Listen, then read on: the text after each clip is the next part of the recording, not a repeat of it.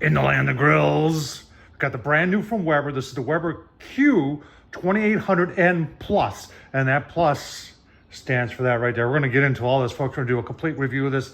I'm going to show you what I paid for it. I got it on Amazon. We're going to show you all the specifics. We're going to go through everything on this grill. I'm going to tell you what I like. I'm going to tell you what I don't like so much. You know what? And we're going to do a temperature puck test, because they're saying this gas grill can go 250 on the low side, 700 on the hot side, and we're going to test that out. A lot of cool things going on here. Let's get started. All right, let's take a look at the specifications right off of Weber's site. You can see we've got an 18,000 BTU main burner. Now there's that plus down there that we're talking about.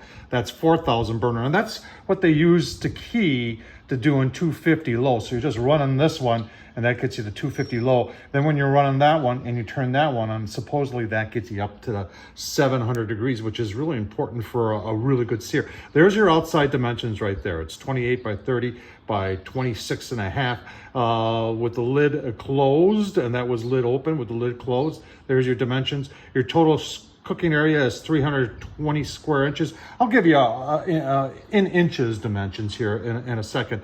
Weight, which is important, is 31 pounds. And you know what? Half of that are the grill grates. The grill grates for Weber are just phenomenal. Stainless steel burners. This does run just off a 20-pound tank. We'll take a closer look at that. It has two side tables, as you can see, and there are some tool hooks on there. And it does take one battery for the igniter, which is right there, and it comes with that. And they were talking about the max temperature as being 700. And tell you what, let's take a look what I paid for it. All right, there it is on Amazon, 400 bucks. All right, first things first, once I got it unboxed, I had to put it together. It took about 10 minutes. They had the instructions. I thought it was cool. Open up the box, and there it is on the tab of the box on both sides. And there's 9 steps, and it's, like I said, 10 minutes. All right, walking around the outside, nice design. These are your two burners. This is your main burner, and this is the plus burner. So when they're saying 250 degrees, you would just use this one. If you need 700, you'd have this one on full and then put this one on full. That's your plus. That gets you to 700, or so they say. Now the lid is redesigned on the Q series here to give you a whole bunch more room. We're going to measure that and show you that. You've got a Weber temp gauge up high, so it's going to probably read a little bit warmer than grill grate level. This is your igniter right here. That's where you put the battery, and you can hear it clicking. Side shelf here, we'll get into that a little bit more on the back. And now I like this. So there's your propane hookup. Now by giving you this, they're more or less saying that you're not going to use a one pounder for this. This is set up for a 20 pounder, and then you can lay it off to the side here and hook it up to your 20 pounder. And I think the reason for that is because of the BTUs. You'd go through a 1 pounder pretty quick. Vent off the side right there, and on the back, your lid here. This is all cast aluminum. The bottom is cast aluminum. You don't have to worry about it rusting. Not sure what these are. Here's some tool hooks. You've got, that's all your burner stuff right there. And then that's it for the outside. Let's take a closer look at these shelves. So if you watch the channel, you know I've had the Q series before. The Q series I had before, the shelves were attached and folded up when you weren't using it, and things were cooled down, would fold up in here. So I was a little surprised when these just come off like this. And to be honest with you, they seem a little weak. They go back in like that, and it does not take a whole lot of weight to bend that. So I'm just a little concerned about, and then, you know, obviously when it's cool, you would store it like this, and then that's your handle for carrying it around. So right now, that is probably the only criticism I have is side shelves. All right, so if you're curious as to how much height you have in the dome, it is about 6 inches. And they, instead of making it really curved, they kind of kept it as high as they could for as long as they could. So could you fit a full chicken in there? Yeah, you can. And, you know, there are some accessories, a rotisserie accessory for this that, you know, if you're really into doing rotisserie, that would be a plus. And that opens it up like this. And I might be getting this. There's also a griddle attachment for this. Let's keep on going. Right, so you do have two of the Weber grill grates.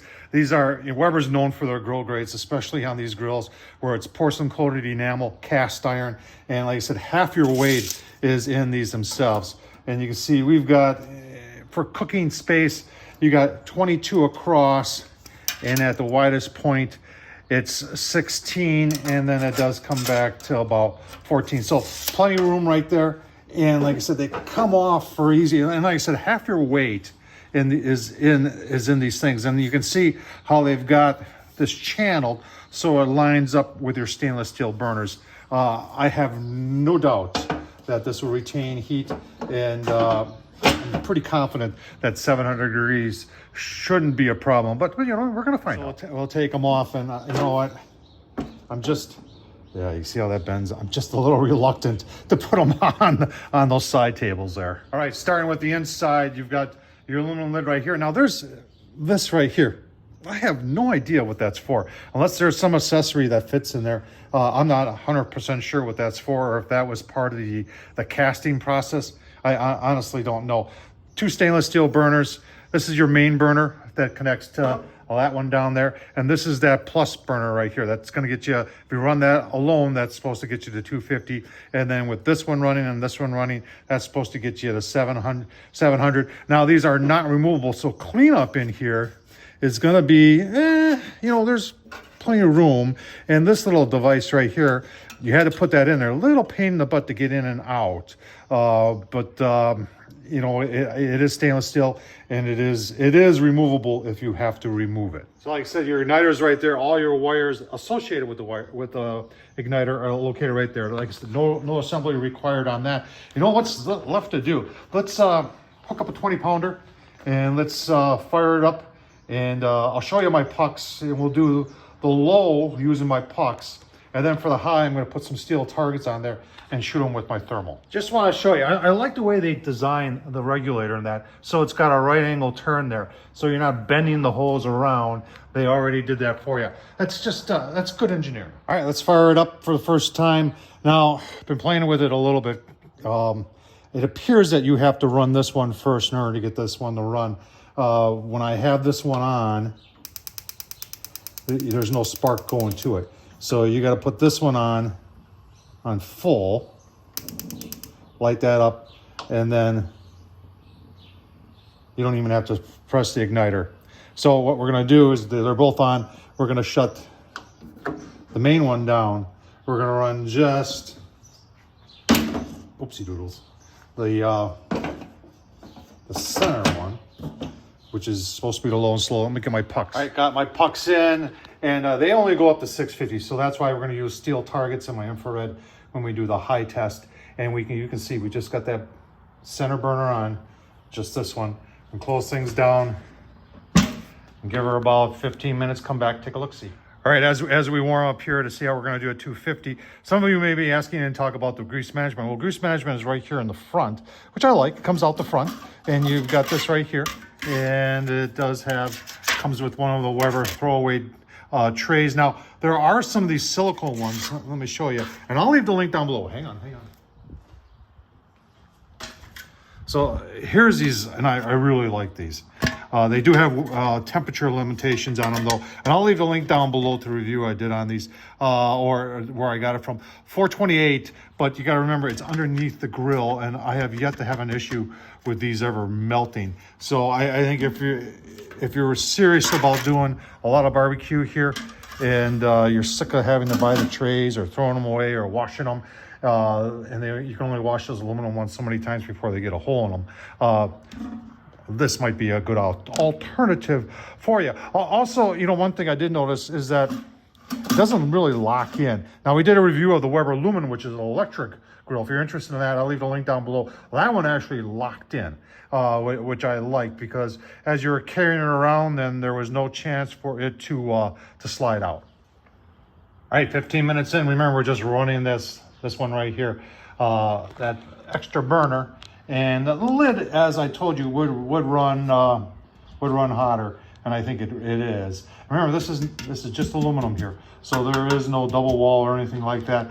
And you know, temperatures inside could be affected by the fact that you've got this slot here and the slot there. Those are vents, though. It's important that you have those, but that could also affect our temps. Getting dizzy here. Let's take a look on the inside here. And 200 here toward the front. What is that there? 235-ish. Here are 300 in the middle. Here we're 200.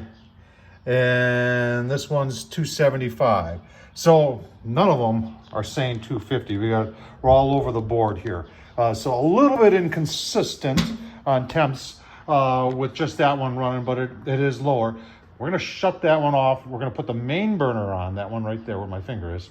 Turn that on high, see what it does on that temp, and then give that 15 minutes. We're gonna kind of call that the burn in too. And then we're gonna fire this one up and see how our pucks do at, well, supposedly 700. We're gonna leave our pucks in for the next test too and see how they do. See you in 15. All right, 15 minutes just using the main burner on high, the 2800N plus from Weber Q series. Take a look, see how our pucks are doing now. Pucks are 600 plus right there, 575, 575, 575, and 650. So we got 575, 575, 575, 575, and then a 650 over there. Let's, I'm gonna take these off because they're not gonna show. I wanna be able to see what that can do. So I'm gonna take those off, and then I'm gonna put some targets on there, some steel targets on there. They're 1 inch by 1 inch. And then we'll use our thermal, because our thermal goes up to 1,000. And we'll see how high is when you put everything on. All right, it's been 15, 20 minutes. Our lid temp is saying, it is saying almost perfectly 700. And let's see what the lid really is. So yeah, 417. So you want to keep people away from this. Obviously you don't want the kids around this because be tempted to try and touch it and they would get burned. Let's see on the inside here how we're doing. And we got our 4 pucks in there. That's 3/16 steel. And you know what? We're wide enough on those flanges. We can shoot those too. So let's just see how we're doing here. 696. Yeah, about 696. I mean, we're real close to 700 here. Just kind of going around looking to see if I can find a 700. Close.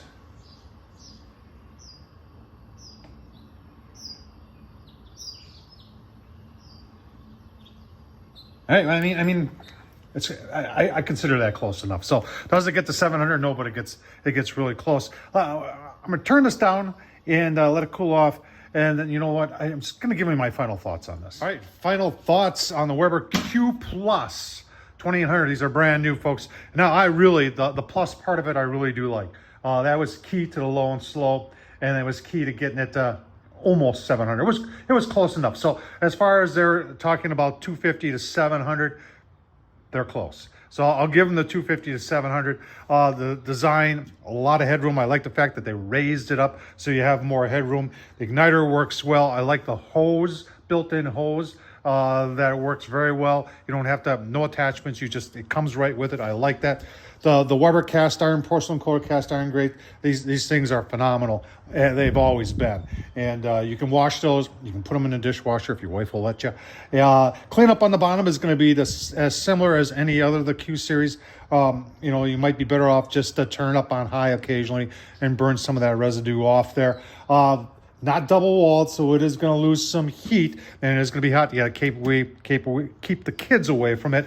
My biggest issue with these are obviously the shelves, and I'm a little disappointed in that. And I'm also really curious as to how long is this plastic going to last? You know, you break off one of these tabs and you are done. You can see it's got a 5-year limited warranty. I don't know if that refers. A lot of times that just has to do with like the stainless steel and the Grates, the stainless steel burners and that. I'm not sure how it applies to this, which in my opinion is a little on the weak side, I give it an okay. That's what I would do. $400, is it worth it? I guess you got to answer that question yourself. There's a lot of Weber quality here. There's also some disappointing things. A lot of people are going to argue that you can spend $400 and get a lot more grill buying, like, you've seen me use them, Monument grills. And that may be true. But if you're looking for Weber, and remember, there is a cart available for this, and there is the griddle available for it. They do have the rotisserie available for it. I have a rotisserie for the Weber Traveler made by Only Fire sitting up there, and I tried it on here, and it fit, but there's a lot of openings, so it wouldn't be very fuel efficient, but it would work as far as rotisserie is concerned. I'm sitting on the fence on this one. I could go either way. If you got to have a Weber and you like the fact that it does get to 700, then it's for you.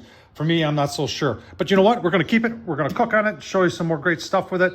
And, maybe it'll go down the road at some point. What do you think? Is it worth $400? Let me know down in the comments. Hey, and while you're down there, don't forget to subscribe. Hey, and if you appreciate everything I'm doing, buy me a beer. Down in the super thanks down there. Appreciate anything, all the support you can give. Thanks for watching, folks. Thumbs up, leave a comment, and as always, I really do appreciate you watching. Thank you.